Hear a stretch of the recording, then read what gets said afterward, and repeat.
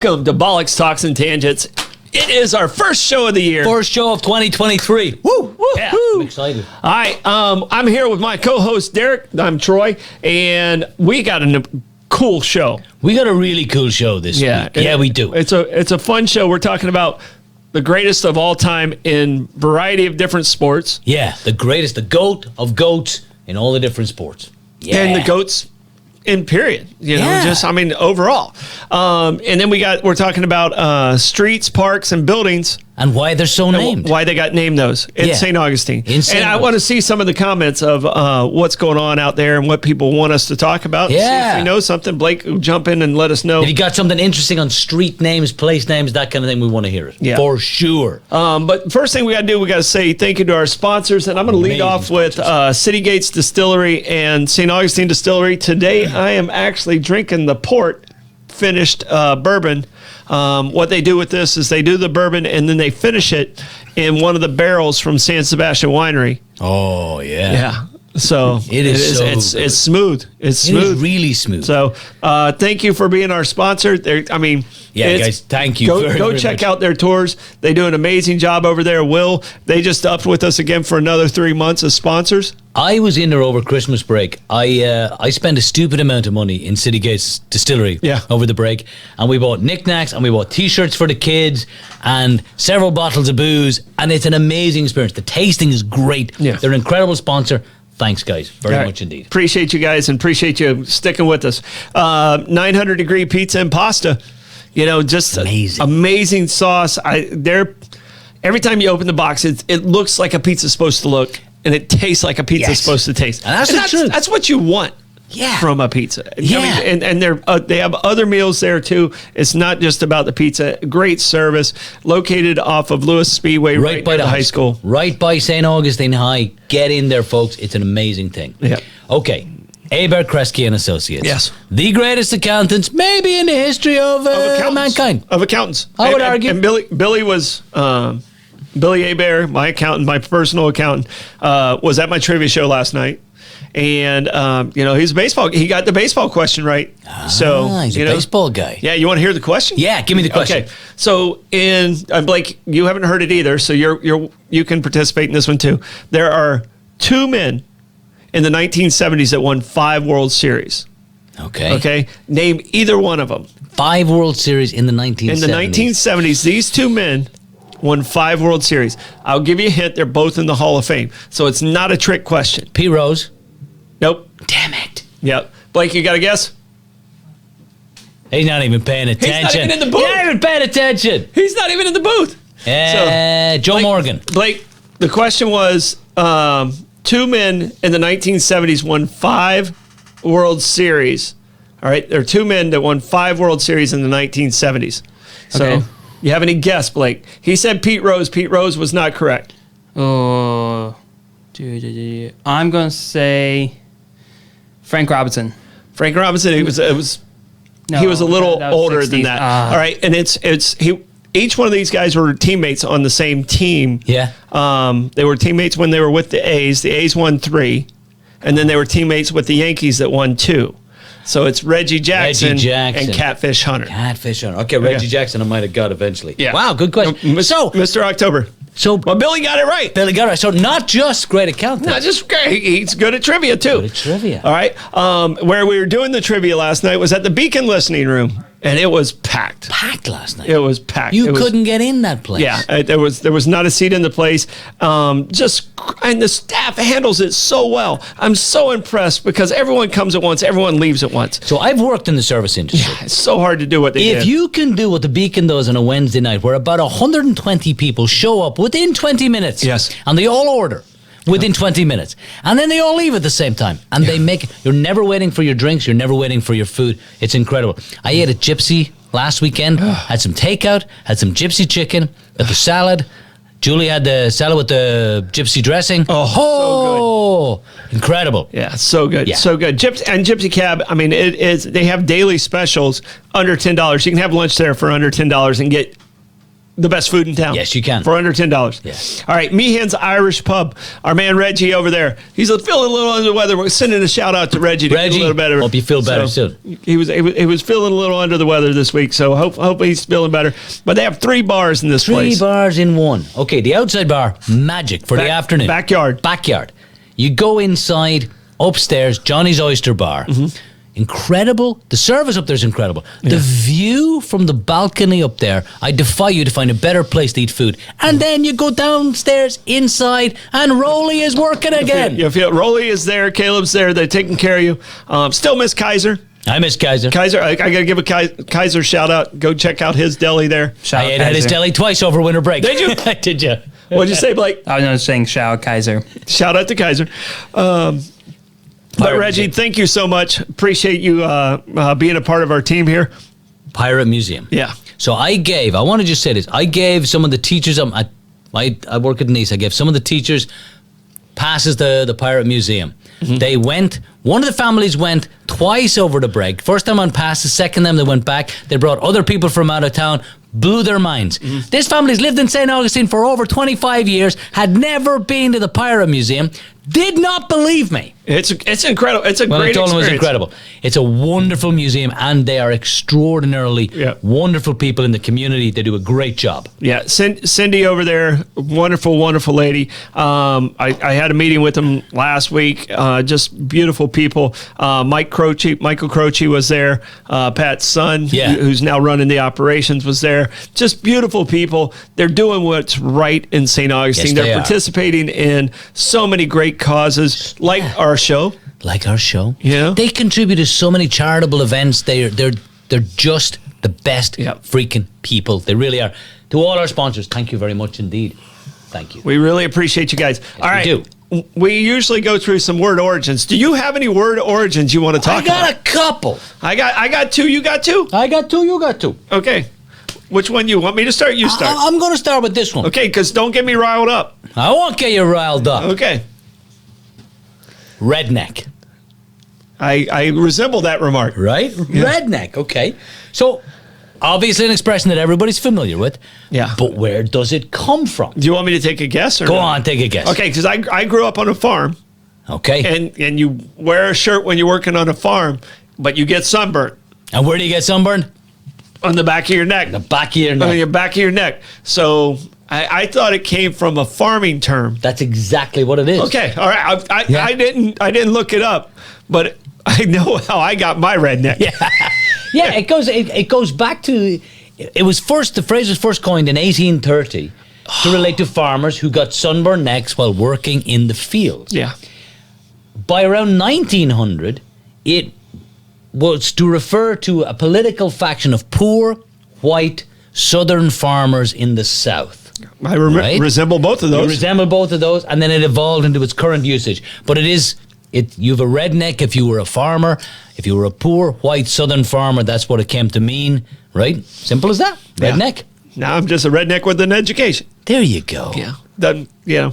And I'm happy the way I grew up. Yeah. Because it gave me my work ethic. Hell yeah. I mean, I'm happy.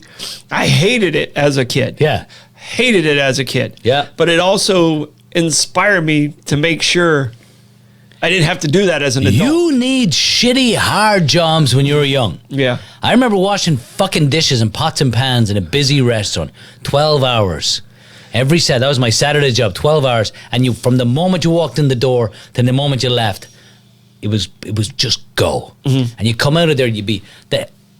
That's how you stay in school. Yeah. No, I can tell you. I mean, like shit job. My dad was a butcher, and we had our pig farm for extra money. But my dad was a butcher by trade, and every time I'd come home from college break, just to make sure I graduated, I know he was playing with my head a little bit. He gave me the crappiest jobs in the butcher shop. Yeah. Like the grinds. At the time, you're gonna be a little disturbed by this. I won't be disturbed at all. You've read The Jungle. All right. At the time, they had this thing called shank meat. Yeah. So shank meat was frozen, like cut into like long strips, but it's frozen beef. Yeah. And then it was dropped in with the regular cuts of beef, and that's how you made the grinds. Now, in the butcher shop, everything now is at a factory. They send it and they just put it out. But it used to be done in the shop in front of everybody. It would be the whole side would come in. Yeah. But we'd have shank meat to make the grinds, to make the ground sirloin. Yeah. And the difference between ground chuck, ground sirloin, and all this stuff was the amount of meat that went in and the least amount of shank meat. Yeah. All right. But the shank meat was just ice cubes of beef. Yeah. So you had to put your hand on it and push it down the grinder and then catch it on the other side. So your right hand would be just a throbbing, like, you know, the cartoon when like Wile E. Coyote drumps the anvil on his hand and it's just going boop, boop, boop, boop, boop. That's what your hand felt like after 3 hours of being in there. And you would literally beg to be, okay, I'll do anything else. So what would my dad do? Go work on the frozen turkeys. I can tell you this. I was never going back there. I was not going to not graduate. No, because every time I had like a Christmas break or something like that, I was on the grinds and I was begging to just do the wrapping because it was warm. Yeah. So, because we used to have to wrap everything there too. Wow. So I was like, just can I cut some trimmings? I didn't mean to get you riled up by talking about that. All right, so riled up. Go on. Where does it come from? It comes from a word, ROIL, like royal. Yeah, like royal, and it means to excite. Yeah, or disturb. Okay, and it started in like the 1500s, and it worked its way into normal conversation in the 1800s, and then it became more political and more kind of TV. Oh, let's rile them up. Let's rile them up. In the 70s and 80s, so 1970, it was as early as that. But it goes all the way back to that word, royal, and and it's like I said, it was a word that was there. It kind of morphed into riled. Yeah. And then it morphed into riled up. And I like it. You're stirring people up. You're riling them up. Yeah. And it really became, when TV came into play. Yeah. When they were doing it live in front of a studio audience. That's where it's like, okay, let's go out and get them riled up. Nice. I like it. So the word's been around for centuries. Yeah. But it really didn't become popular until the 1970s and 1980s. That's brilliant. I like it. So, and we use it every day now. I mean, you know, don't rile them up. Don't rile them up. Yeah, especially when you're talking about kids. Oh, no, don't rile them. Don't give them the sugar. It'll rile them up. All right, well, here's another one I got. It don't amount to a hill of beans. Hill of beans? Hill of beans. And I just heard it the other day. Hadn't heard it in years. Yeah. Right? So it's super cheap? Is that what it means? Well, it means it's totally worthless. Oh, okay. Yeah, 1860, totally worthless. Humphrey Bogart says it in Casablanca. He says to Ingrid Bergman, something about, don't amount to a hill of beans. Oh, Rick. But it goes all the way back. This is the part I love. It goes all the way back to Jack and the Beanstalk, which is like fucking... There's versions of Jack and the Beanstalk that are like 800 and 900 years old. Yeah, yeah. And it goes back to the fact that Jack gets beans, valueless beans, versus his cow. Yeah. And his mom cannot believe what he has. She throws him out the window. Right. So one bean is worthless, therefore a fucking hill of beans completely worthless. Yeah. Nothing. Hill of beans. Yeah, that's where the pot of gold is, though. If you count your beans, that's why you need Kresge, Abare, Kresge and Associates. So, all right, my last one is, and this one kind of shocked me, and you might know this one. I don't. Keep your eyes peeled. Okay. Does that have something to do with cops? It has to do with cops. Is it the peelers? The peelers. Yeah. It's 100% the peelers. And in U.S., we didn't call them peelers. We have always called them. All right. So what it was is the gentleman who started the British police force. His last name was Peel. Yeah, he was Sir Robert Peel. Sir Robert Peel started the police force in London and in the UK or in England. And I always called them bobbies. I never heard the term peelers. Well, they're bobbies after Robert Peel. Bobby. Yeah. Yeah. So they're bobbies after. So I didn't know the bobbies. I thought it was their stupid hats they wore or something like that. That's why they were called bobbies. But they're called bobbies because of the same guy, Robert. All right. And they're called peelers because his last name is Peel. Because of his last name, Peel. Yeah. So It started with law enforcement, and now it means it started with keep your eyes open. Yeah. Keep your eyes open for people breaking the law. Yeah. And now it's just like, hey, be aware of your surroundings. Yeah. So keep your eyes peeled. So it came from Sir Robert Peel. Yeah, he was a British Prime Minister. Yeah. Fascinating. Like, I love that the bobbies come from that as well. It's brilliant. I thought you might have known that one because of the region you came from. Yeah. And you partially did. So I had no clue about it whatsoever. It's brilliant, isn't it? I had no clue. Word origins are amazing. Clue. Yeah. This knowledge isn't worth a hill of beans. No, it's really not worth a hill of beans. Hill of beans.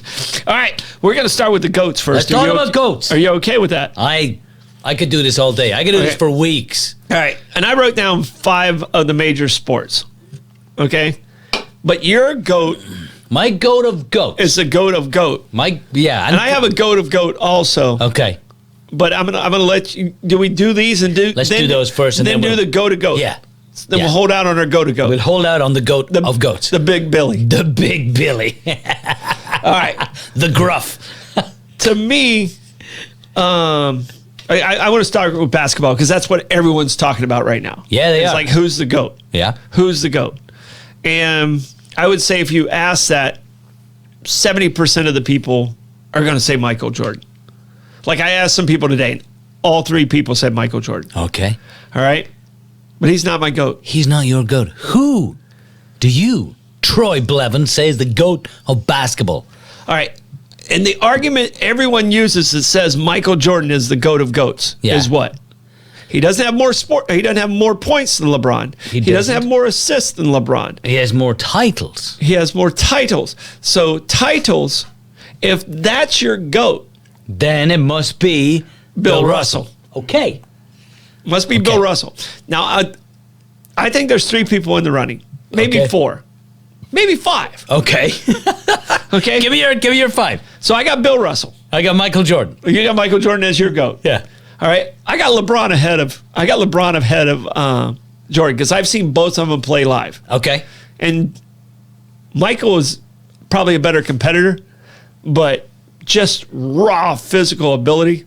LeBron's a man. LeBron has more points. I'm going to defend my boy Michael in a minute. Okay. But you continue, sir. The 40 pounds makes a difference.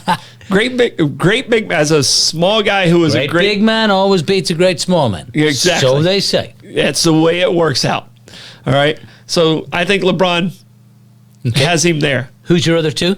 Well, you got to go with Kareem. Kareem won a shitload. He won a shitload in college, and he won 5 in the NBA, and he won early in his career and late in his career. Yeah. Okay. Michael late in his career didn't win shit. Well, he was with the fucking Wizards. Michael early in his career didn't win shit. True. Until Scottie Pippen joined him. LeBron in his early career didn't win shit. Yeah, he was with Cleveland. But he took his team there. Michael was with Chicago, who were shit in those days. Yeah, but no, he was shooting 9,000 times. And my other one's Wilt. Because Wilt kind of changed the game. Yeah, he really did. Wilt morphed the game, so I got to give Wilt some cred too. But I mean, my number 1, if we go strictly off of titles, is Bill Russell. Is Russell. So I'll give you my argument for Jordan. Okay. 6-time NBA champ. Does the 3-peat, then leaves the game for a year and a half, comes back, loses to the Magic, right? Remember that Nick Anderson stole the ball? I was there. Right? And then comes back the next year after that, and they go on another run, they win 3, okay? 10-time scoring champ. 10-time scoring champ. 37.1 points per game. 37.1 points per game in the 86-87 season. Now, by the way, your boy Wilt, there's only one person who's averaged more per season. And it was Wilt Chamberlain. And he did it 5 fucking times. I was going to say, he did it like 6 times. Okay.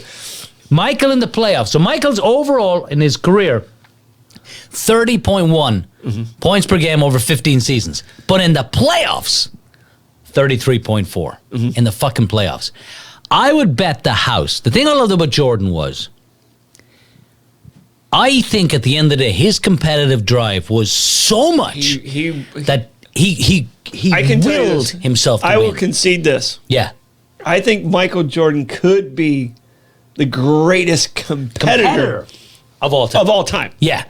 Like, I'm pretty sure if we were flipping quarters against that wall, which it shows in that documentary, Yeah. he would Well, you'd want to do beat everything in his power to win. And I'm that way, too. I want to win every. There's no reason to play the game if you don't want to win. Yeah, there's no point. No. Yeah. It makes no sense to me. And I believe I'll concede he's the greatest competitor of all time. Okay, but not your goat. Not my go. And I don't. And I can tell you this. I was in Orlando. I had Blake knows this. We had season tickets for Orlando for like 20 years. So I got to see Jordan play a lot, and I got to see LeBron play a lot. Yeah. Raw athlete. As a guy who looks at raw athletes, athlete to athlete, LeBron's a better athlete. Competitive wise, mental capacity of the game, I believe Jordan is an absolute genius, mental capacity of the game. And I would have loved to have seen Russell defend him, because the only person I think smarter to ever play the game of basketball Was Bill Russell. than Jordan is Bill Russell. Okay. So I'm going to skip your second one for a second. We'll come back to it. All right. Because I think with hockey, there's no argument. No argument. It's There's done. no argument. Gretzky. It's done. Yeah, What is his Kresge. nickname? The Great One. It's done. It's done. There's no question. Yeah. 9 MVPs. 9. 4 times he had over 200 points in a season. Nobody else has ever done that. It's not even a question. Right? Like, I put it down just to go. There's nobody that's dominated a sport more than that guy. He once hit 50 goals in 39 games. The next closest to that is 50 goals in 50 games, who's Maurice the Rocker Richard, right? And people consider that to be an unbreakable record. Yeah. In his greatest season, 85-86, the Edmonton Oilers scored 426 goals. Wayne Gretzky scored or assisted on 215 Over of those. 50% of them. Like, for fuck's sake, he was unplayable. When he was, And he never got checked, by the way. you couldn't hit him. No, you would get killed by his Oh, teammates. yeah, everybody would kill you. I mean, you have to go back and try and find a place where you see Gretzky getting checked. Never. And then watch 2 seconds after that. So I found some stuff. I was looking at stuff from Gretzky a couple of years ago. When he was 5, he made an under 10 team, and they wouldn't let him play because he was too small. When he was 10, he made a U17 team, right? At 10? At 10, and they wouldn't let him play, and he was too and they small. insisted. So he played, and he scored 1 goal the whole season. Yeah. And at 11, Same he came team. back. The same teams came back. He scored 356 goals, playing on a U17 team. As an 11-year-old. As an 11-year-old. That's ridiculous. There's nobody that one to me, and I put it down just for that. It's not an argument. Just for that fact. Yeah. So who's you guys' number 2 best player then?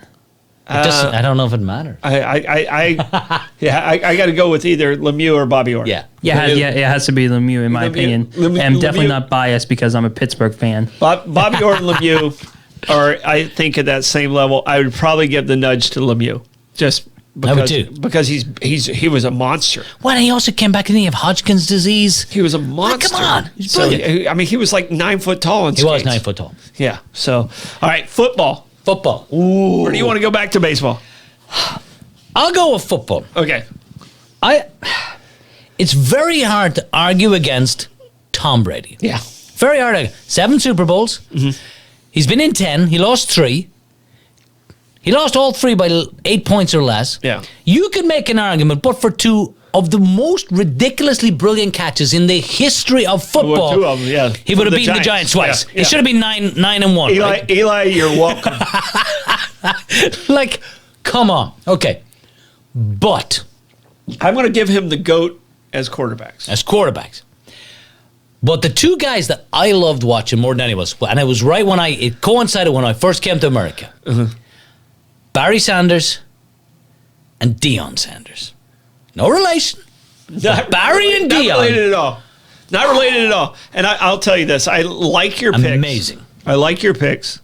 Barry Sanders, to me, is on my list. Jim Brown's my other one. Okay, fair enough. So I have Barry Sanders as probably, if you put him on any other team, he wins a Super. Can you imagine if he was running behind the Cowboys' offensive line? He had me in as the like 90s. an offensive lineman. I mean, like they were terrible. How many yards would he have had behind the Cowboys with Aikman at quarterback and that offensive line? How many yards would Barry Sanders have had in the 92, 3, 4, 5, 6 season? But the two guys I'm talking about both retired extremely early. All right.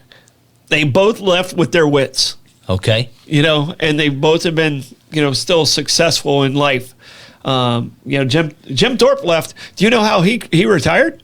No. Not Jim Thorpe. I mean Jim Brown. Jim Brown. Jim Brown was shooting the movie The Dirty Dozen. The Dirty Dozen. Yeah. It went over. Oh, I do know this story. It went over in time. Paul Brown started finding Jim Brown, his greatest player. At that time, the greatest player that had ever played the game. Ever played the game. Without a doubt. There's not even an argument. He is the Gretzky of that time. Yeah.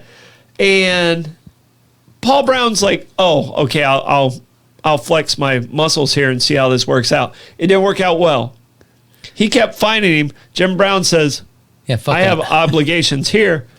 It's preseason. I don't need to be there. I just won you 3 championships. I'm not coming back. And Jim Brown retired. Yeah. That's the reason he only played 9 years. Because Paul Brown fined him out of the league, basically. Later, I'm going to use Jim Brown as further proof why my goat of goats is the goat of goats. Yeah. All right. I like the way it's played. But we'll say, but I am surprised you guys didn't say Jerry Rice as one of the goats. Yeah. As a wide receiver he is the greatest wide receiver of all time. But I'm gonna go to Dion because there's two athletes that I put in a different level of athletic ability. Dion's one of them. All right. I played against Dion in baseball. Okay. So ridiculously fast. I was a fast guy. I was a 4.3 guy. Dion was like a 4.1 guy. Yeah. Like he would smoke me. Like I don't get to see when I was in a race. I didn't get to see the backside of a lot of people. Dion would have been like running away from me. Yeah. All right. So he was phenomenal. So I played against him in baseball. He could have legitimately been a Hall of Fame baseball player, and people don't believe me when I tell them that. If he'd have focused on that, he batted over 300 a couple of seasons. He led the league in triples and only played a third of the games. It's crazy good. Yeah. I mean, professional people don't get inside the Parkers. He got to stand up inside the Parker in a Major League Baseball game. Yeah. That shit doesn't happen. It happens in a slow pitch softball game when Urkel's playing right field. But he stand up. There's no slide. Stand up. No slide. It was a stand up inside the Parker. All right. But and the ironic part, how he got the stand up inside the Parker. Yeah. My other guy dove for the ball and missed it. And who's your other guy? Bo Jackson. Bo Jackson. Yeah, Bo's a different league. He's a different league. I mean, but the problem is his career ended so soon. It did, yeah. That you can't put him in any GOAT category. No, but I saw him hit a 2-hopper. He was right-handed. I saw him hit a 2-hopper when the Twins were in Orlando playing Double-A ball at Tinker Field, and he had just signed with. The Royals? With the Royals. Yeah. So he just signed with the Royals. He told Tampa Bay not to draft him. And they drafted him. He's like, oh, screw it, I'm going to play baseball. Yeah, but he hit a 2-hopper to the shortstop, which usually you get thrown out by 10 steps. And he beat it out. Yeah. From the right side. Yeah. I mean, Dion hit from the left side, so it's an extra 2 steps there. But, I mean, a guy who is massive, built like a Greek freaking god and can run that fast is just, he is... Bo was my guy. So we knew who Bo Jackson was in Ireland. Wow. That's how good he was. Because Bo knows. Mm-hmm. By the way, greatest commercials of all time? Bo knows. Bo don't know diddly. Yeah, little penny didn't suck. But so Bo Jackson could high jump 6'8". Mm-hmm. He could high jump 6'8". Without practicing. Right. The first time he fucking high jumped, he broke the Alabama state record. Yeah, without practicing. Come on. He could long jump 25 feet. That's crazy. These things are not humanly possible. It's not human. And he seems to be one of the nicest human beings in the world. Yeah. Apparently that's the only reason how his hip broke. Right, because his muscle mass was so strong. They kept going. Anybody else would have just the hip would have popped out of place and he popped it back in, would have been good. Yeah. Yeah. Yeah, I'll give you the thing I love about Dion. I think it was the second season he was with Dallas. They only threw at him 15 times that season. Yeah, he won defensive player of the year. They threw him 15. He probably intercepted 6 of them. Yeah, unplayable. He never would win a tackle, so no, he'd just push you out of bounds. Yeah. So, all right, let's go baseball. Let's go back to baseball. All right, baseball. Mine's very controversial. You want to go first? You want me to go first? Because I was a baseball player. You were a soccer player. I was a baseball player. Okay, so baseball for me is Greg Maddux. I loved watching Greg Maddux pitch. Like 355 wins. He won 355 fucking games. He's an artist. And he could pitch games in under, like, an hour and 50 minutes was a regular thing. Yeah. I saw him, I think I've said it on the show, but I saw him in Atlanta pitch a one-hitter. Bagwell hit a home run off him. They were playing the Astros. The Braves won 4-1, and I think it was an hour and 38 minutes was the time of the game. No, he was an absolute artist. Yeah, loved watching him play. It was beautiful. It was beautiful to watch him. That's my GOAT. I know he's not, but I can never give a GOAT in baseball to a pitcher, to a guy who plays every 5 games.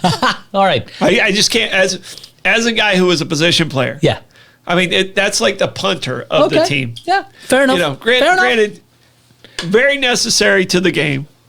Yeah, but if you're holding a book, 80% of the time. He was also, how many Golden Gloves did he win? A fucking million? I'll give you, he was an absolute artist, and he didn't throw 90. No, he didn't. I mean, but there was nothing that went straight, and he knew where every pitch was going. Yeah. So I'll give you. He was, as a guy who was coaching, he was a magician on the mound. He was. All right, who's your guy? My guy's very controversial. Blake, you want to tell him who my guy is? You probably know. It is Johnny Bench. No, Johnny Bench is my favorite player. He's my favorite player.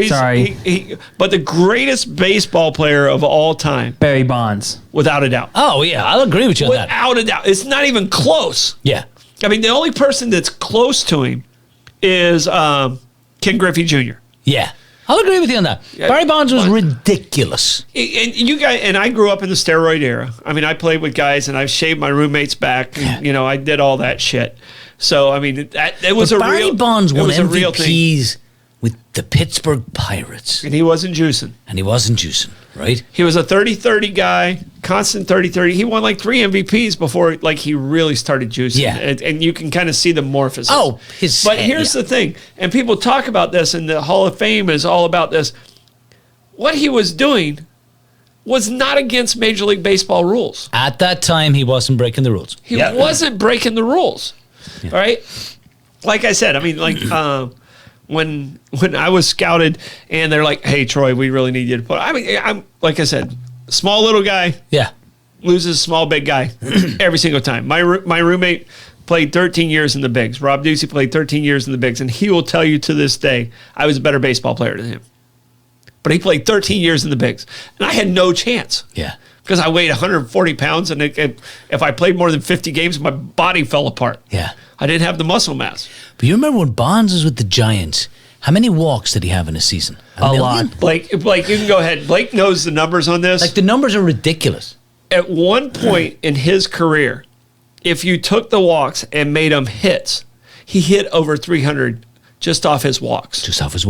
Yeah. Blake, how many walks was his most season? It was like 270 or something. So he had 232 walks in 2004, and 120 of those were intentional walks. 120. And there was some, the intentional walks were when the bases was loaded. Yeah. You'd rather give up 1 than let him give up 4. Right. Oh, no, Sparrow. Guess how many home runs he hit in 2004?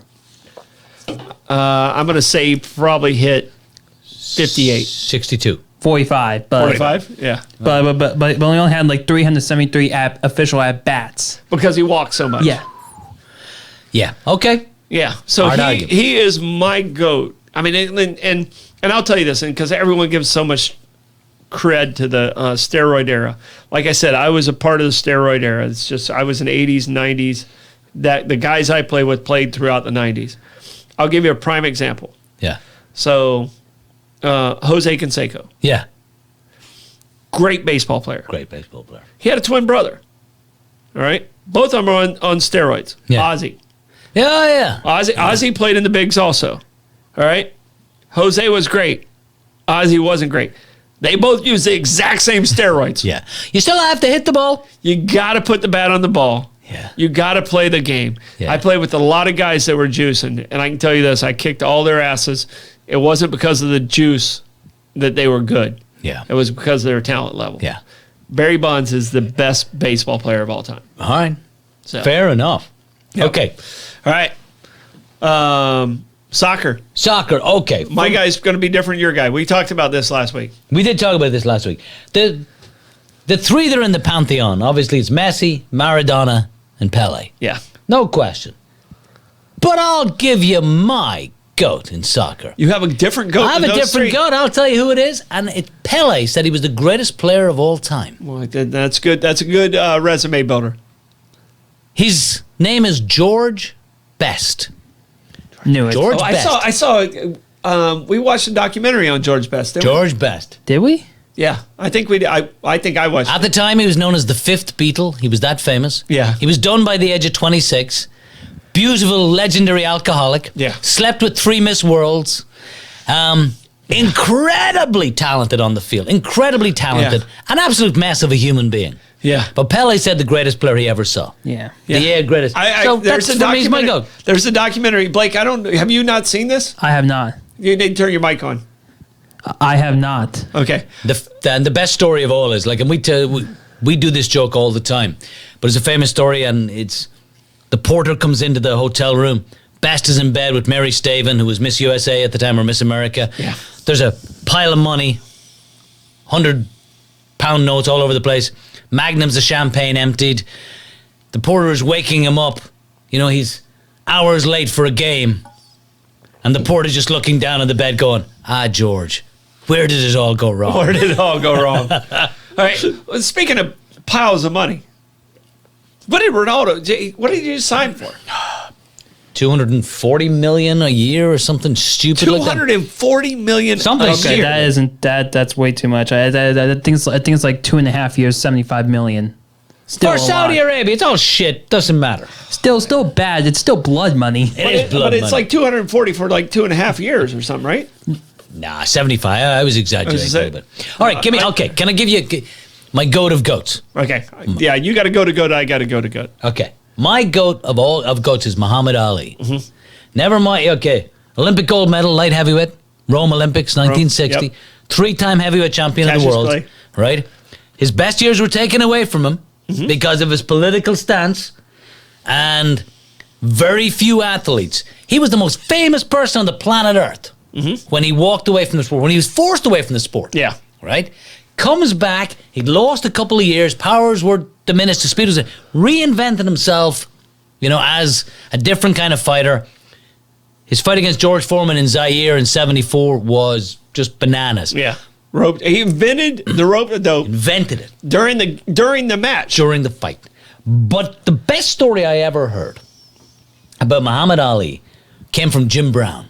And I don't know, I heard it, I can't find it, I don't know where I heard it. But Jim Brown was in London when Ali, right at the time when Ali had just become heavyweight champion. And Ali was training in London to fight Henry Cooper, British boxer. Yeah, so he just beat Liston. Right? And it's a couple of years, probably 2 or 3 years after that. It's the mid-60s. 65, 66. Yeah. And Jim Brown has heard that Ali, and Jim Brown don't like Ali because he's mouthy. Yeah. Right? And this is before they became friends. Yeah. And he knows that Ali is training in Hyde Park every morning. He's running. So Jim Brown goes and kind of confronts him and kind of has words with him. And Ali says, I'll give you 2 minutes to lay a hand on me. And Jim Brown says he tried to hit Muhammad Ali for 2 minutes and he couldn't touch him. And Jim Brown was the best running back in the NFL and probably the best lacrosse players of all time. He's in the lacrosse Hall of Fame. Right? And he couldn't touch Muhammad Ali. And he said at the end of the 2 minutes, Ali just lightly tapped him on the face twice. And Jim Brown said, oh, like that's... Okay, you're real. like, you're the real deal. That's what this is. Yeah. So, yeah, his stance on Vietnam, his civil rights stuff, all of that, Muhammad Ali's my guy. Yeah. No, and I'm not going to argue that point because I don't know of a person, and I have a boxing glove. It's one of the few. I don't have a whole lot of autographs. Yeah, like I have that. And I was talking to someone. I was talking to a good friend of mine, and I said I kind of have that Forrest Gump kind of life. Yeah, like I run into people, and I people have come in and out of my life, and like just random meetings and stuff like that. But I have autographs with Muhammad Ali, Foreman, Frazier, Tyson, and Larry Holmes. Holy shit! All in the same glove. Holy shit! Yeah. So it's like, to me, it's one of my favorite. I have Frank Sinatra's autograph too. And I have Johnny Bench's autograph. I think that's all my autographs that I have. You also have a Chipper Jones That's a magnificent 7. Oh, I have a Chipper Jones one because I coached Chipper too. So I got Chipper. Who's your go-to-goats? All right. My go-to-goat is Jim Thorpe. Okay. Yeah. Hard to argue that. I can't think of anybody who could do what this man did. He created the NFL. He did.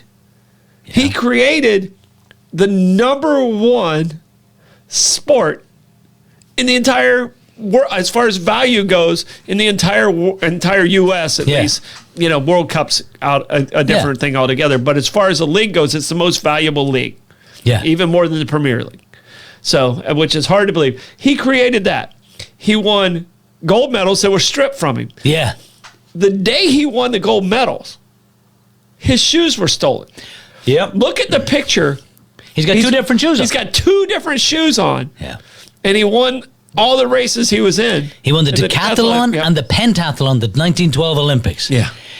He was so far ahead of the second place guy that he literally didn't have to compete in the 10th event. In the 10th event. Yeah, he had that many points. He didn't have to compete. All right. He played Major League Baseball. Yeah. He was the creator of the NFL. Yeah. He took, what was it, Carlisle School. Carlisle Indians, yeah. And put them on the map. Yeah. I mean, and he made a statement to the entire world. If anybody can tackle me and keep me from getting a first down and 4, he would give him like $10,000 that he didn't have. Yeah. Incredible. I mean, but to me, he is the GOAT of GOATs. And if you don't, and I know that's old school, you and I never saw him play. No, he was voted in 1950 the greatest athlete of the first half of the 20th century. Yeah. And I think people have forgotten about him because, time. Yeah. But some of his numbers are, like, he pole vaulted in the decathlon in 1912 on a non-flexible before fiberglass. And nobody broke that record in the decathlon until 1956. That's crazy. That's right. Like, that's 44 years later with different technology and everything. Like, it's batshit. All right. So just to kind of move forward. Yeah. Give me your top 3 people as far as athletes of all time. Okay. Fuck, because there's one of them in here that we didn't even mention. I could do this for days. Okay. Ali, Jim Thorpe, Michael Phelps. Michael Phelps. It's not a horrible thing. I mean, I like his weed stance. But I'm sorry, he's a swimmer. I can't give him to it. Okay. I can't give it to him. All right. So mine. I'll go with Jim Thorpe as my 1, and Ali as my 2, and Gretzky as my 3. And Gretzky, okay. I gotta go with Gretzky. I gotta go with Gretzky as my 3. Okay. So those are my 3. Brilliant. So, all right, I think we gotta go. We went way over on that. We went more. I got so much more. But anyway, we went way over on that one. All right, we got to tell everybody about our amazing sponsors again. City Gates Distillery and St. Augustine Distillery. Go check them out. They have 2 locations. I mean, they're 2 different locations. They have 2 different products that are out there. Check them both out. Both of them put out amazing, incredible. liquors. They're incredible. 900 degree pizza and pasta. It's on Lewis Speedway. It's right by the high school. The pizza's incredible. The sauce, give them a chance. And everybody has their pizza stop. Give them a chance. Give them a chance because it is fantastic pizza. It's worth your time. It's worth your time, 100%. All right, Abare, Kresge & Associates, best accountants in town. That's all we got to say. It's tax season. You're going to talk to these guys. Yeah. You need to talk to these guys. Yeah, Trust me on that. Go see them. Beacon Listening Room and Gypsy Cab. Side by side. Great food. Both locations. Gypsy Cab's a staple. I encourage everybody to rediscover Gypsy Cab. The food is Incredible. Check It's out the off music at the chart. Beacon. I mean, they just do an amazing job there. Meehan's Irish Pub. Best pint of Guinness in America. Yeah. Best pint of Guinness in America. Nicest people, great staff, great food. Best pint of Guinness. Pick your bar and hang out there. If you don't like it, go to the other bar. You There can you pub go. you can pub crawl in one building. All right. St. Augustine Pirate Museum, can't say enough about these guys. They help out everybody in the community. Appreciate you guys so much. They have over 800 artifacts Yes, they do. in that And that one of the location. original Jolly Rogers. These guys, it's a wonderful place. You can't do it in one visit. I can tell you right now, you can't. You will not be able to do it in one visit. Thank you guys so much for helping us out. All right, names of streets, parks, and buildings here in St. Augustine. Here in St. Augustine. Okay, I'll start. St. George Street. St. George Street. St. George Street is called St. George Street. Okay. And it is named after King George III of England. Was he a saint? He was not. I did not think so. And that's the same King George that was the King of England when America won its independence from England. Okay. All right, so there's a nice little connection. It became San Jorge Street. Obviously, Jorge, Spanish for George. They wanted to keep the name of the street but remove themselves from the king thing. And there is a St. George, so that's So what they it did became St. George Street, I'm assuming, during English rule. Yeah, during English rule. So that would have ended in 1887? 87? 18... I don't know when it would have ended. It would have ended after the Revolutionary War. Okay. And then it came back to San Jorge Street, and then when it became Americanized... Second Spanish. First Spanish, it was... I don't know if it was St. Jorge. It probably wasn't named that. I think it was Real Street. Royal Street. Okay. Yeah. And then, but it became permanently a St. George Street. They kind of mixed the two together So in King the 20th George, century. and it became St. George. And Charlotte Street is named after his wife, Queen Charlotte. So, Yeah. there you go. Yeah, I'm on both of those every day. Good streets. That's great. That's great info to know. Someone actually asked me that. We were walking down St. George Street last week. Asked me that, and I said I don't know. And the young man who asked it was like 15 years old. Yeah. And he turned around and was like, "Troy, I think that's the first time you've ever said that to me." Aw, that's brilliant. So there you go. I was like, either I'm a know-it-all, or he thinks, "Oh, okay, I do know it all," which is a much better compliment. That is a much better compliment. All right. So I went with some of the other ones. I'll stay downtown with the streets. Okay. So I'm going to do Treasury Street. All right. Treasury Street's a very narrow street. The narrowest street in America, You can right? almost reach across. Two people can reach across it. We can't. Yes. But regular-sized tall people can reach across. Two average-sized people can reach across. Yeah. Just Blake and one of his friends can Yeah. do it. All right. So do you know why Treasury Street's that narrow? I know why it's that narrow. Okay. Go ahead. I'm going to let you do it. Okay, so it's not because... So I've heard that people say it was that narrow to prevent people robbing, Yes. right? The treasury stuff. And I've heard a counter-argument that says that's BS, that it was just how the Spanish built their streets in those days. So I don't know. All right. It's a combination of both. Okay. It is where they brought in all the gold. Yeah. So that was the reason why it was called Treasury Street. Yeah. It was more about that. But the walls are the reason it was protected, not the narrowness. Not the narrowness, yeah. Okay. The walls, it was the walls, and it was protected because one of the oldest buildings that's still in existence is coming off on Avenida Menendez. It's where the bank building is. That building behind there is one of the oldest buildings in St. Augustine. And that's where they brought the gold in. And I got this from my guy, Critchlow, whose family's been here for 21 generations. They know. Yeah. Not going to argue with him. But the walls is what protected it, not necessarily the narrowness. Yeah. One of the unique things about the streets in St. Augustine, I don't know if you've ever noticed this, but they have a slight curve to them. They do. You know when I noticed this? When you took me up onto the treasury. Oh, that's right. You can see it now. now. I looked out, I was like, holy shit, they're all curved. Yeah, they all have a slight curve to them. And the reason they have that slight curve is it was created so if they were ever invaded from water, if you shot a cannonball, it would ricochet off either side, and you couldn't shoot all the way down the street. Yeah.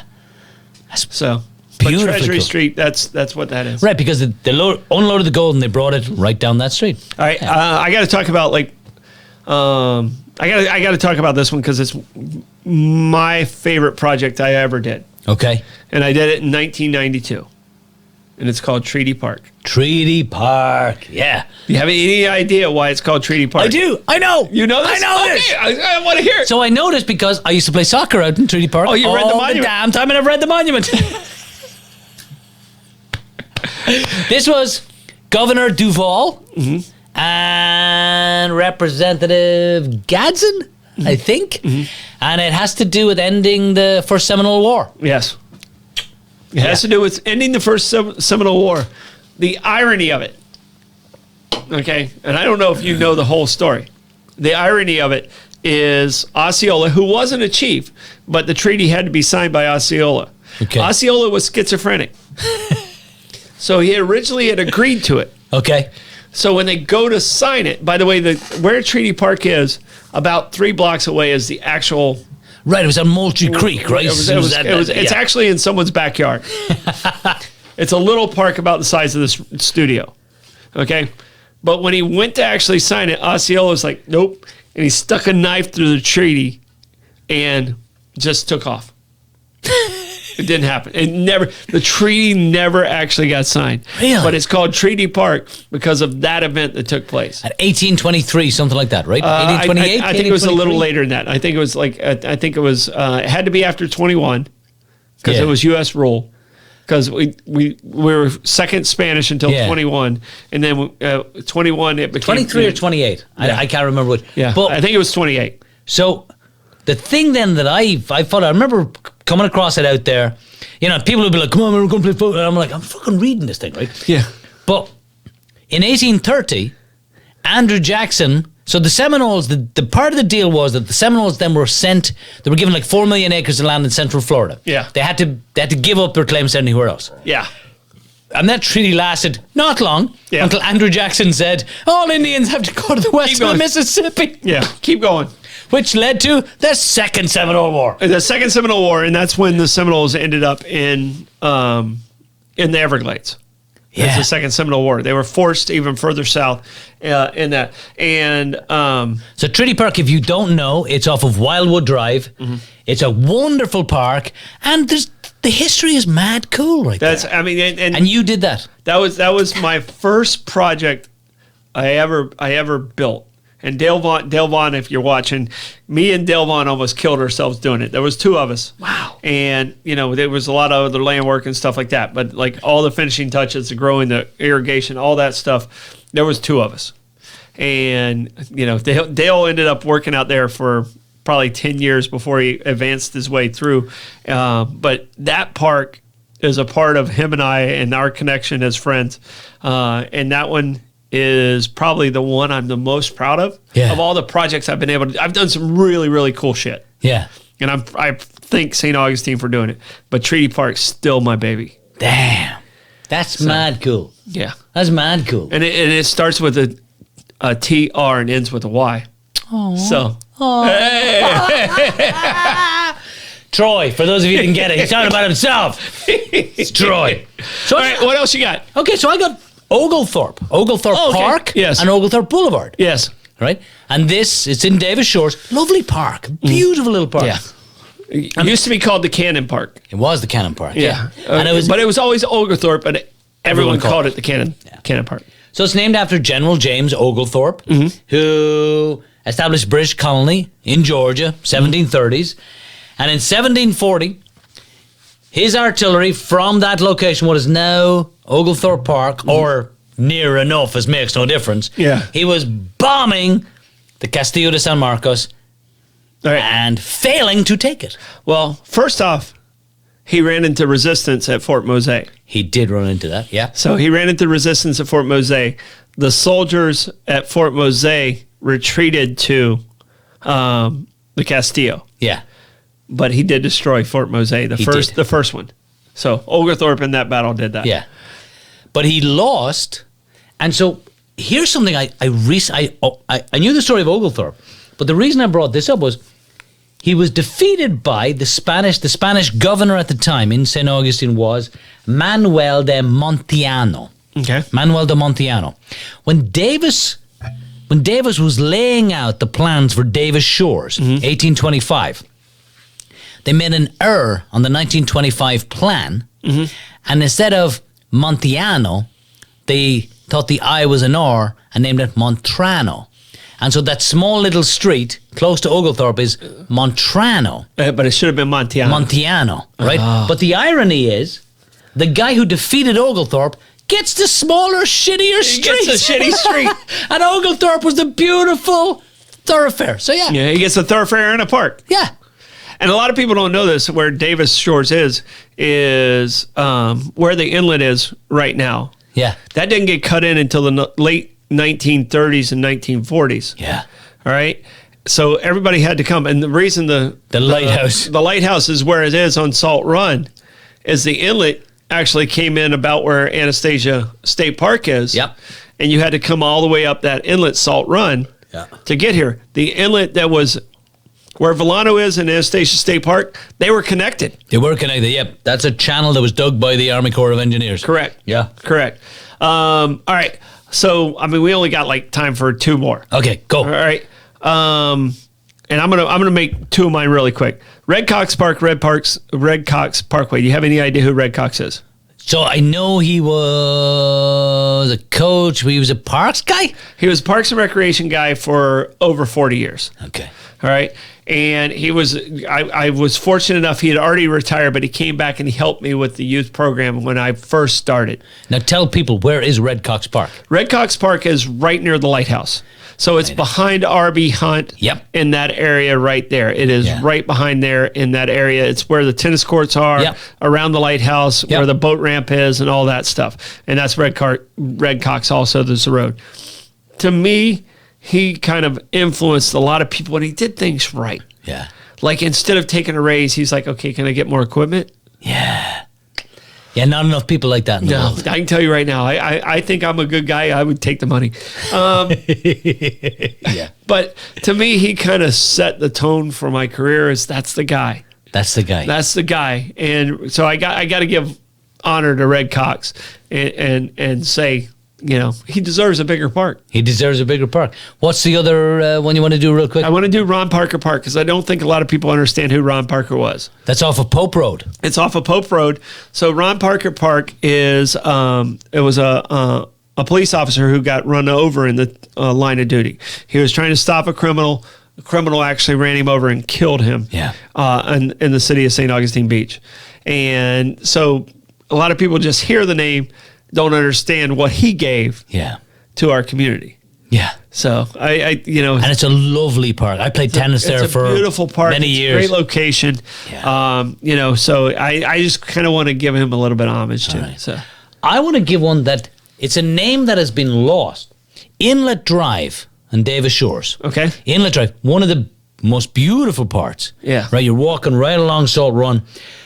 So I discovered this week that was on the original 1825 plan for Davis Shores, that was meant to be called Alaminos Avenue. Alaminos Avenue, right? So in 1825, we're now U.S. owned. Yeah. When Davis was setting down the idea behind Davis Shores, Inlet Drive was going to be called Alaminos Avenue. And it never was named that. Okay. It was on the original map.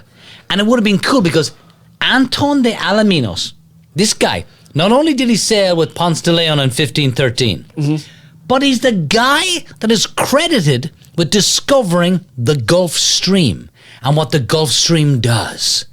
And that's why Davis... That's how Ponce came That's how Ponce came in the first place, yeah. But that was the original name for Inlet Drive. I kind of think it should... I think we should petition to get it changed to that. Yeah. Alaminos Avenue. That's a huge find. Yeah, and the coolest shit, right? Yeah. We're talking 1513. He figured this shit out? Yeah. Gosh, that's incredible. Yeah, and it was the original thing, and then, of course, the crash of 26 happened, and there was nothing. All right. Yeah. Do we have time to talk about Center Street? Yes. All right. You know what Center Street is, right? Center Street is MLK. MLK. So, and the reason it got switched to MLK is a lot of the churches that Martin Luther King spoke on were on Center Street. Yep. So, I mean, and it's very simple of what Martin Luther King did for the entire country, but his influence in St. Augustine is huge. Yeah. Another person who was here that I'm surprised doesn't have a name a street after him, is Jackie Robinson. Jackie Robinson came here a couple times during civil rights. Should be. Nothing. Dr. Haling, go see Haling Park. Have you been to Haling Park? Do you know what? I was on my bicycle with my eldest son over the break, and we rode into Haling Park, and we rode around. He'd never been down there. It's beautiful. It's beautiful. It's a great view. They have the music feature at the end. I mean, Blake and I will walk it, and with other friends and stuff, feed the horses and do a feed the horses on the right before you go in. Do a quick walk around. It's a beautiful park, and just on the intercoastal. The view is amazing. Story. Look up Dr. Robert Haling. Guess what? That's the end of our show. Guys, thank you very much. Great show for the start of the new year. Thank you to all our sponsors. We'll be here next week. Yes, we will. All right, this is Bollox Talks and Tangents. We'll see you guys next week. Bye-bye.